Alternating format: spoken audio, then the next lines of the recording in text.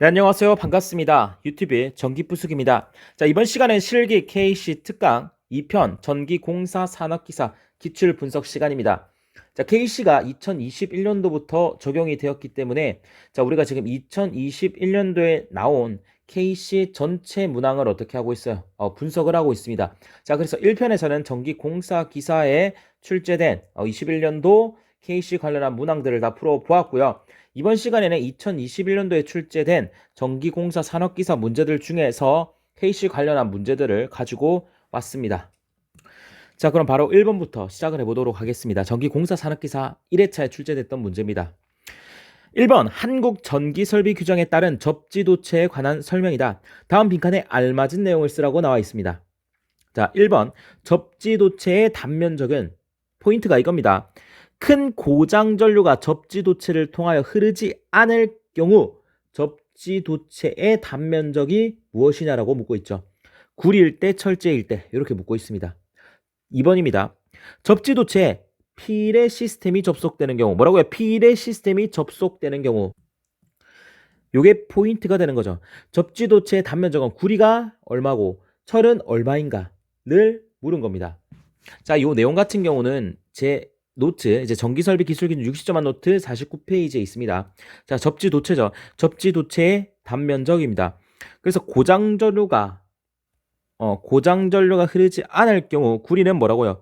6제곱밀리미터, 철제는 50제곱밀리미터입니다. 뭐가? 고장전류가 흐르지 않을 때. 자, 만약 필의 시스템이 접속되었다라고 한다면은 당연히 이 친구들보다는 수치가 높을 거예요. 필의 시스템이 접속되었기 때문에. 그래서 구리는 16제곱밀리미터, 철제는 50제곱밀리미터가 되는 겁니다. 따라서 답은 어떻게 되는 거예요? 자, 구리는 큰 고장 전류가 흐르지 않는 경우는요. 자, 6, 철제는 50, 자, 이렇게 됩니다. 맞아요? 자, 필의 시스템이 접속되는 거는요. 구리는 16, 철제는 50이다. 요렇게 기억해 주시면 됩니다. 뭐 그 밖에도 또 나올 만한 게, 자, 접지도체의 단면적이요. 자, 고장 시 흐르는 전류 안전하게 통과하는 경우. 자, 그러니까 고장 시에 흐르는 전류를 안전하게 통과할 수 있는 경우에는요. 자, 1번 특고압 고압 전기 설비 6제곱밀리미터. 2번 중성점 접지 16제곱밀리미터. 예외 사항이 있는데, 자, 사실 요 규정은요. 여러분들이 KC 변경 전에 뭐 1종, 2종 접지, 뭐 1종 접지, 2종 접지 뭐 이런 거잖아요. 이게 지금 이렇게 남아 있는 겁니다. 자, 그래서 일단 문제에서 특고압 고압 전기 설비가 나오면 무조건 6제곱밀리미터가 됩니다. 그리고 중성점 접지를 했다라고 하잖아요. 그럼 무조건 16제곱밀리미터가 되는 겁니다. 자, 그래서 이 중성점 접지에 관한 규정을 조금 더 설명을 해드리면은요. 결국 변압기 중성점 접지가 되는 거예요. 그래서 변압기가 자, 2차가 저압이에요. 2차 저압이에요. 그러면 2차가 저압이면은 1차는 뭐겠어요? 1차는 고압 또는 특고압이 되는 거예요. 맞아요? 특고압이 됩니다. 그럼 얘네 둘이가 혼촉할 수 있잖아요. 혼촉할 수 있잖아요. 얘네들이 혼촉은 만난다는 거예요. 잘못 만난다는 거예요. 얘네들이 혼촉을 하게 되었을 때 당연히 2차 측이 저압이기 때문에 여기 전이 상승이 일어나겠죠. 맞죠? 그것을 방지하기 위해 중성점 접지를 하는 거예요. 자, 그러면은 경우의 수가 딱 두 가지가 나옵니다. 자, 어차피 2차 측은 저압이에요. 그럼 1차가 고압일 때, 1차가 특고압일 때 딱 두 가지가 나온다는 거죠. 그러면 1차가 특고압이고 2차가 저압일 때 1차가 고압이고 2차는 여전히 저압일 때 자, 이렇게 나뉩니다. 그럼 요때 굵기는 당연히 특고압이 굵기가 더 굵어야겠죠. 그래서 16제곱밀리미터가 되는 겁니다. 이제 이게 기본 사항이 되는 겁니다. 그럼 고압과 저압이니까 특고압보다는 고압이 낮은 전압이기 때문에 여기서는 6제곱밀리미터가 되는 거예요. 맞죠? 자, 그런데 또 하나 추가적으로 우리가 특고압 중에서 항상 문제를 일으키는 놈이 있어요. 얘는 항상 따로 규정이 있어요. 22.9kV입니다. 자, 특고압 중에서 22.9kV는요. 자, 이 친구가 저압이랑 만났을 때 이 친구도 접지 도체의 굵기가 6제곱밀리미터가 되는 거예요. 그럼 잘 볼게요. 자, 기본적으로 특고압 저압이 만났을 때 16제곱밀리미터예요. 고압 만났을 때는 뭐라 했어요? 자, 고압은 원래 몇 볼트 이하예요? 7,000V 이하가 되는 거죠. 7,000V 이하예요. 7,000V 이하일 땐 6제곱밀리미터라는 거죠. 자, 예외 7,000V 이하의 전로 6제곱밀리미터라고요. 자, 22.9kV도 6제곱밀리미터죠. 자, 그럼 25kV 이하의 중성성 다중접지는 무조건 22.9kV를 얘기하는 거예요. 그래서 이 두 개는 예외적으로 뭐다? 6제곱밀리미터를 쓴다는 거예요. 아시겠죠? 기본적으로 16인데 고압과 22.9는 6제곱밀리미터다. 자, 요거까지 이해하시고 갈게요. 자, 그 다음 뭐 이동하여 사용하는 전기 기기 기구죠. 이제 포인트가 뭐 이동이라는 말이 나왔을 때. 자, 특고압, 고압, 중성점 접지도체 케이블유다. 이러면은 굵기가 10제곱밀리미터가 나옵니다. 그러니까 특고압, 고압, 중성점 접지도체. 얘가 뭐예요? 특고압, 고압, 중성점 접지. 그러니까 얘네 둘이를 얘기하는 거죠. 얘네 둘이를 얘기하는 건데 이동하여 사용하는 전기기기 기구에서는 특고압, 고압, 중성점 접지도체 케이블유는 10제곱밀리미터가 돼야 돼요. 자, 그리고 저압 접지도체의 경우 이동할 때입니다. 포인트가 이동입니다. 1심과 연동 연선이 있어요. 1심은 한 개라고 생각하시면 되고 연동 연선은 2개 이상이라고 생각하면 돼요. 그래서 1심을 여러분들이 0.75제곱밀리미터라고 외우고 여기다 곱하기 2만 해주시면 뭐다? 연동 연선의 굵기가 되는 겁니다. 그래서 요거는 요 정도만 정리하고 넘어갈게요. 네, 그래서 이제 4번 이동하여 사용하는 전기 기구와 관련해서 제가 저압 접지도체 자 1심은 0.75 연동 연선은 1.5 자 이렇게 설명을 해드렸는데 높아심에 실제 법규에는 어떻게 나와 있는지 법규에 살짝 다르거든요. 혹시 시험에 나올까봐 이렇게 정리를 밑에 해놨습니다. 뭐 다른 건 없어요. 뭐 특고압, 고압 전기 설비용 접지도체 및 중성점 접지용 도체는 뭐예요? 10제곱밀리미터 이상이 됩니다. 자, 그런데 저압 전기 설비용 접지도체에서 다신 코드 또는 캡타이어 케이블의 한 개의 도체 이거를 제가 이제 1심이라고 표현한 거죠. 자, 그리고 기타 유연성이 있는 연동 연선 한 개의 도체, 그러니까 연동 연선의 포인트를 가져가는 겁니다. 그래서 다신 코드 또는 캡타이어 케이블 한 개의 도체가 1심이 되는 거고요. 따라서 굵기가 0.75 이상. 자, 그리고 기타 유연성 있는 연동 연선 한 개의 도체, 그래서 1.5 이상. 자, 이렇게 해서 아마 시험에 나오게 되면은 여기가 어떻게 돼요? 빈칸으로 나와서 출제가 될 확률이 높습니다. 자, 그래서 요거까지 가지고 가실게요. 요것도 한번 보겠습니다. 2번입니다. 한국 전기설비 규정에 따른 전기 저장 장치의 시설에 대한 설명이다. 분산형 전원 쪽에서 나온 것 같아요. 다음 빈칸에 알맞은 내용을 쓰시오 라고 되어 있습니다. 자, 전기 저장 장치의 2차 전지에는 다음에 따라 자동적으로 전로로부터 차단하는 장치를 시설하여야 된다. 뭔가 문제가 발생했으니까 전로로부터 차단하는 장치를 시설해라라는 거죠. 자, 1번입니다. 무엇 또는 무엇이 발생한 경우. 2번, 제어 장치에 이상이 발생한 경우. 3번, 2차 전지 모듈의 내부 뭐가 급격히 상승한 경우. 자, 이거는 좀 기억을 할게요. 자, 과전압. 당연히 과전압 또는 과전류가 발생한 경우에 전로를 차단하라는 얘기겠죠. 그래, 제어 장치에 이상이 발생한 경우. 그리고 2차 전지 모듈 내부 온도가 급격히 상승한 경우. 자, 이거는 사실 금방 여러분들 지금 보면 다 외울 수가 있잖아요. 이 내용 여러분들 알고 넘어가시도록 하겠습니다. 전기공사 산업기사 1회차 때는 별로 안 나왔네요. 자, 2회차 문제 갈게요. 1번입니다. 한국전기설비 규정에 따라 전주 외등을 설치하라고 한다. 가로등 보안 등의 LED 등기구를 사용할 때 LED 등기구의 최소 IP 등급을 쓰시오. 이거는 뭐 사실 맞추기가 힘듭니다. 그래서 KC 234.10 정주 외등 가시면은요, 가로등 보안 등의 LED 등기구를 사용하는 경우에는 IP 65 이상이어야 한다. 이거는 어쨌든 간에 IP 자 뭐다 65다.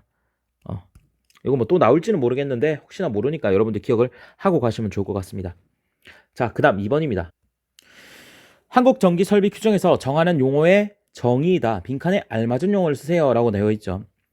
1번 무엇은 교류회로에서 중성선 겸용 보호도체다. 무엇은 직류회로에서 중간선 겸용 보호도체를 말한다. 무엇이란 직류회로에서 선도체 겸용 보호도체를 말한다. 그럼 전부 다 보호도체이기 때문에 우리가 PE가 뭐예요? PE가 Protective Earthing이라고 해가지고 접지죠. 보호 도체가 되는 거예요. 얘도 PE죠. 얘도 PE가 되는 거예요. 왜? 보호 도체니까. 자, 겸용을 뭐로 한 거예요? 중성선으로 했죠. 중성선 뭐예요? N이죠. 중간선은 뭐예요? 미드 포인트. 우리가 미드 하자, 미드. 그래서 M. 선도체, 선은 뭐예요? 라인이잖아요. 그래, L. 이렇게 여러분들이 기억을 하시면 됩니다. 그래서 다시 한번 보면은 PEN이란 교류 회로에서 중성선 겸용 보호도체를 말한다. 여기서 또 포인트가 뭐예요? 교류 회로입니다. 자, 그 다음 PEM이란 직류 회로에서 중간선 겸용 보호도체를 말한다. 여기서 직류 회로죠. 자, 그리고 PEL이라고 하는 것은 직류 회로에서 선도체 겸용 보호도체를 말한다.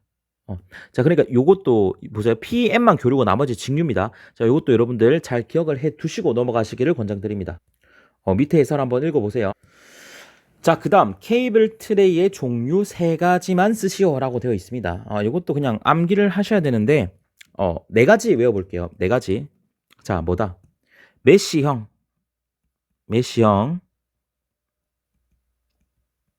그리고 사다리형, 그리고 펀치형, 그리고 바닥 밀폐형. 자, 이렇게 여러분들이 4가지를 기억을 해 두세요. 자, 이걸 어떻게 외우냐면은 좀 어이가 없겠지만, 자, 축구 선수 메시 아시죠? 메시가 사다리를 보고 펀치를 때린 거야. 사다리 보고. 그럼 사다리가 어떻게 돼? 쓰러지겠죠. 그래서 그 바닥에 밀폐가 된 거예요. 뭐 미친 것 같지만 다시 상상합니다. 메시가 사다리를 때렸어. 근데 사다리가 넘어질 거 아니에요. 다시.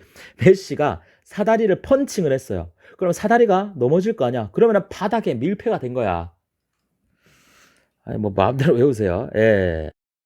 네, 그 다음은 4번입니다. 한국전기설비 규정에서 정하는 전선의 식별 색상을 쓰시오 라고 나와 있습니다. 자, 요것도 시험에서 출제가 되었던 건데 또 출제가 될 수가 있겠죠.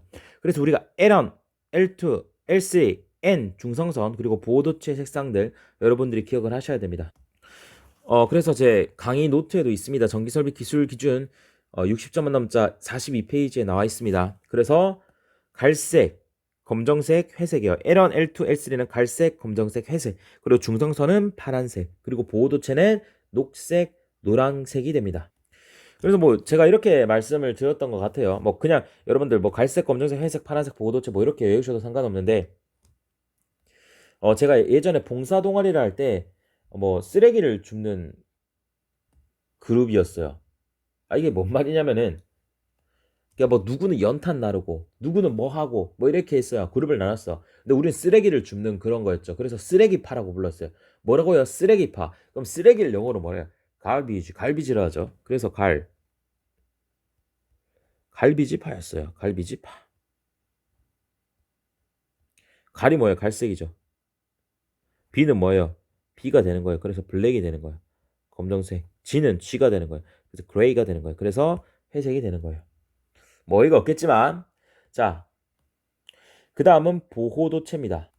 보호도체는 접지랑 관련이 있는 거죠. 그러면 접지를 할 때 우리가 어떻게 하냐면은 자, 여러분들 민들레꽃을 기억을 해요. 민들레꽃, 노란 민들레꽃이 이렇게 초록 색깔의 초원에 박혀 있다라는 걸 생각해요. 얘를 뭐예요? 접지했다고요. 접지.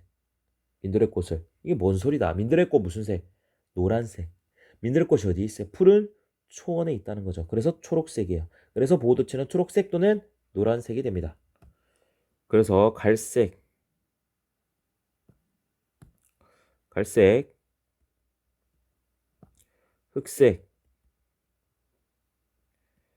회색, 청색, 뭐 녹색, 노란색 뭐 이렇게 여러분들이 적어주시면 되겠죠. 자, 그 다음 5번입니다. 5번 맞죠? 5번입니다. 5번 자 읽어볼게요. 한국전기설비 규정에서 정하는 연료전지 설비의 보호장치에 대한 설명에다 빈칸에 들어갈 알맞은 내용을 쓰세요. 읽어볼게요. 자, 연료전지는 다음의 경우에 자동적으로 이를 전로에서 차단을 해야 된다. 자, 연료전지의 연료관스 공급을 자동적으로 차단을 한다. 연료전지 내의 연료가스를 자동적으로 배기하는 장치를 시설해야 된다. 잘은 모르겠지만 어떤 문제가 생겨가지고 어떻게 해요? 차단하고 자동으로 배기하는 장치를 시설해야 된다라는 거겠죠.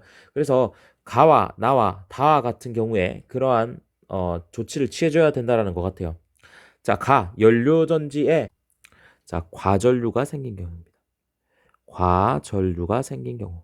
자, 그리고 발전 요소에 발전 전압에 이상이 생겼을 경우 또는 연료가스 출구에서의 자, 산소 농도 또는 공기 출구에서의 연료가스의 농도가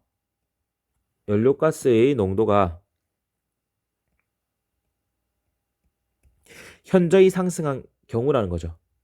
다 연료 전지의 온도가 현저히 상승한 경우다.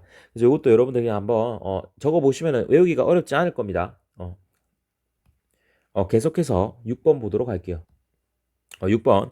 자, 한국 정비 설비 규정에서 정하는 다음 표를 이용해서 보도체 최소 단면적을 선정하려고 한다. 빈칸에 알맞은 내용을 쓰세요. 그러니까 보도체 단면적을 선정하는 방법이에요. 그래서 보도체 단면적을 선정하는 방법은 크게 두 가지가 있습니다. 그 중에서 첫 번째 방법이 문제로 나온 겁니다. 그래서 보도체 단면적을 어떻게 선정을 하는지 제 강의 노트 50페이지에 있어요. 다시 한번 간단하게 설명을 드리면 자, 첫 번째 방법입니다. 자, 이 표가 뭐예요? 보도체 단면적 선정 방법이에요. 자, 그래서 선도체의 단면적이 나와요. 우리가 선도체는 뭐예요? 자, 선도체는요. 자, 이렇게 여러분들이 뭐 Y결선이라고 해볼까요? 자, 이렇게 되었을 때 얘가 뭐예요? L1, L2, L3 얘네들이 뭐예요? 선도체가 되는 거예요. 선도체가 되는 거예요. 그래서 뭐 예를 들어서 자, 이렇게 접지가 되어 있고 보도체가 자, 이렇게 걸려 있잖아요. 얘가 뭐예요? 보호도체죠. 그래서 얘네들의 단면적을 이 P라고 하는 보호도체의 단면적이 L1, L2, L3 얘네들의 단면적에 의해서 결정이 나는 거예요. 자, 어떻게 결정이 나냐? 이 선도체의 단면적이 예를 들어서 16보다 작아요. 그럼 이거 말하기 전에 선도체가 예를 들어 굴이야. 근데 보호도체도 굴이야. 그럼 뭐야? 보호도체 재질이 선도체와 같은 경우죠. 맞아요? 둘 다 굴이니까. 같은 경우에는 자, 만약 선도체의 단면적 L1, L2, L3의 단면적이 16보다 작다면 얘는 보호도체 단면적은 뭐가 돼요? 선도체의 단면적과 같게 되는 거예요, 그냥. 자, 두 번째. 16보다 크고 35보다 작아요. 뭐가? 선도체의 단면적이. 그럼 보호도체의 단면적은 무조건 그냥 16이 되는 거예요. 16 스퀘어. 자, 그런데 선도체의 단면적이 35보다 커요. 그러니까 L1, L2, L3의 단면적이 35보다 커. 그럼 보호도체는 선도체 단면적 S를 2로 나눈 값이 뭐가 돼요? 보호도체의 단면적이 된다는 거예요. 이 경우는 뭐다? 선도체와 보호도체의 재질이 같은 경우라는 거죠. 자, 그러면 선도체와 다른 경우도 있을 겁니다. 다른 경우. 요거는 뭐 시험에 크게 나올 것 같지는 않지만 자, 이 숫자 S 16 2분의 A라는 숫자에 개수를 곱해줍니다. K2분의 K1, K2분의 K1, K2분의 K1. 자, K2라고 하는 것은 보호도체에 대한 K값이고요. K1은 선도체에 대한 K값이 됩니다. 그래서 이 정도는 여러분들이 혹시 모르니까 뭐라고요? 보호도체에 대한 K값 분의 선도체에 대한 K값을 곱해준다. 요, 요거 순서도 헷갈릴 수가 있겠죠. 자, 보호도체에 대한 K값 분의 선도체에 대한 K값을 곱해줍니다. 재질이 선도체와 다른 경우에. 자, 이게 첫 번째 방법이고 두 번째 방법. 만약 차단 시간이 5초 이내인 경우라면 자, 요 공식을 써줘야 됩니다. 그래서 S는 K분의 루트 I 제곱 T가 되는 거예요. 각각의 의미하는 건 여러분들 읽어보시고 자, 요거는 여러분들이 공식만 기억하실게요. 일단 공식 기억해 주세요. 그래서 아마 문제 숫자가 나오면 요 숫자를 대입해가지고 뭐 일반적으로 단면적을 구하라고 할 거예요. 단면적을 구하라고 하는 문제가 나올 겁니다. 그래서 요거는 여러분들 한번 보고 가실게요. 그래서 요 표를 어떻게 쳐요? 자, 선도체와 같은 경우에는 뭐가? 보도체의 재질이. 선도체가 만약 16보다 작다면 선도체와 동일한 굵기로 선정을 합니다. 자, 선도체가 만약 16보다 크고 35보다 작다면 무조건 16이 되는 거예요. 자, 선도체가 35보다 크다. 그럼 보호도체는 2분의 S가 되는 거죠. 이 경우는 뭐다? 선도체와 재질이 같은 경우 뭐가? 보도체가. 그래서 이것도 시험에 또 나올 확률이 높기 때문에 잘 정리를 해 두시면 좋을 것 같아요. 자, 그래서 전기공사 산업기사 4회로 왔습니다. 자, 이거는 뭐예요? 고압 및 특고압 전로의 절연 내력 시험이에요. 자, 요거 시험 전압에 대해서 실제 시험 문제선 2개만 물었는데 우리가 전기기사 에도 이 표를 채우는 문제가 있어요. 그래서 요건 어떻게 해요? 무조건 기본적으로 암기를 해야 됩니다. 그래서 제가 암기하는 방법 안내해 드릴게요. 자, 이렇게 수평선을 그립니다. 수평선을 그리고 여러분들이 자, 점을 4개를 찍어줘요. 하나, 둘, 셋, 넷 이렇게 찍어줍니다. 자, 그리고 7 숫자 요거는 외워줄게요. 7 그리고 25 그리고 60 그리고 170 자, 요거는 여러분들이 좀 기억해 두시고요. 자, 그러면 비접지부터 시작해 보겠습니다. 자, 비접지입니다. 자, 비접지의 경우는요, 7kg가 기준이 7이 기준이 되는 거예요. 그래서 7보다 작은 경우와 7보다 큰 경우는 아닙니다. 그러니까 지금 제가 숫자를 적었는데 전부 다 단위가 킬로볼트예요, 킬로볼트.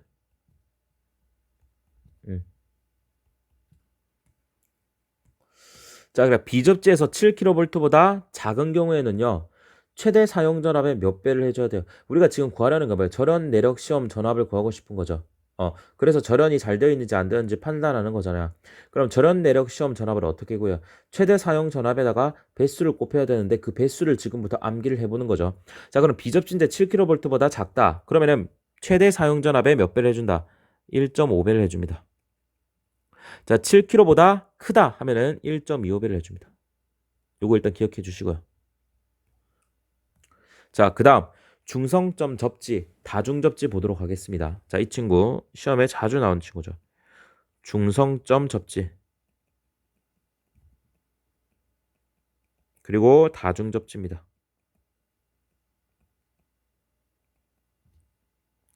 얘는 중간을 나눠주면 돼요.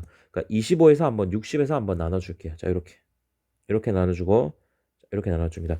그래서 25보다 작은 범위 그리고 60보다 큰 범위 자 이렇게 나눕니다.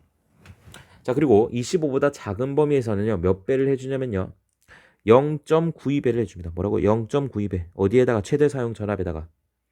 자, 요거는 반드시 외워야 돼요. 어떻게 외운다? 우리가 다구리 친다 하죠. 다, 구, 리. 자, 그래서 다중접지는 뭐다? 9이다. 0.92배다. 자, 그럼 60보다 큰 경우에는 몇 배를 해준다? 1.1배를 해줍니다. 이렇게 기억을 해주시고요. 자, 그리고 직접 접지 가보도록 하겠습니다. 직접 접지는요. 뭐 여기다 적어볼까요? 직접 접지.